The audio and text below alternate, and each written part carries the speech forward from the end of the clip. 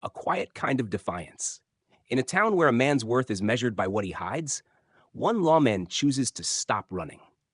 This is a story of quiet defiance, of love that doesn't ask permission, and the kind of strength that doesn't bend.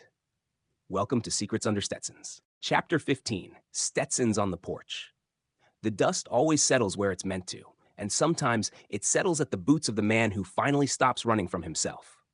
The cabin sat just over the ridge from the Anderson Lockwood place, its back porch facing the same horizon, its garden still raw with turned soil. It wasn't much yet.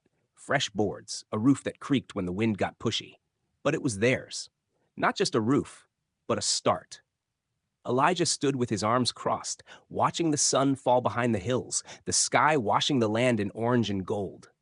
Smoke drifted from the chimney next door. Not his, but Daniel and Robert's. It had been Robert who found them the land, just east of their own. Said it was good ground. Said it would be better with good men living on it. Elijah didn't know if he'd ever thanked them properly. He wasn't good with words, especially the soft ones. But he'd accepted the offer, and more importantly, he'd stayed. So had Liam. The four men had worked side by side for weeks, cutting lumber, digging the post holes, raising the walls in the spring thaw. It wasn't a commune, no. Just neighbors, quiet men with sharp hands and steady hearts. But something was forming here. Not a movement, not a banner, just a place where men could breathe. Behind him, the screen door creaked open. Liam stepped out, barefoot, sleeves rolled up, carrying 2 mugs of coffee.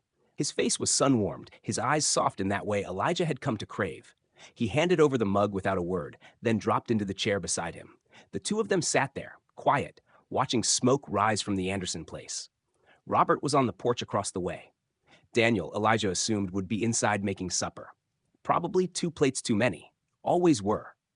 "You think they'll ever come?" Liam asked. "Who?" "Others like us." Elijah took a long sip of coffee. "They will." "You sound sure." "I'm not," he said. But Robert was. Liam smiled faintly. He usually is. They watched a pair of horses grazing in the shared pasture between the 2 properties, far enough to be their own men, close enough to not be alone. "Not bad for 2 outlaws," Liam muttered. "We're not outlaws," Elijah said. "No, we're just living right where the world doesn't want us to." Liam leaned his shoulder against Elijah's, "And we're still here." Elijah smiled, slow and tired. Still here. Inside, stew simmered. Chickens scratched in the yard, and 2 Stetsons, one dark, one sun-faded, hung on hooks by the door, side by side.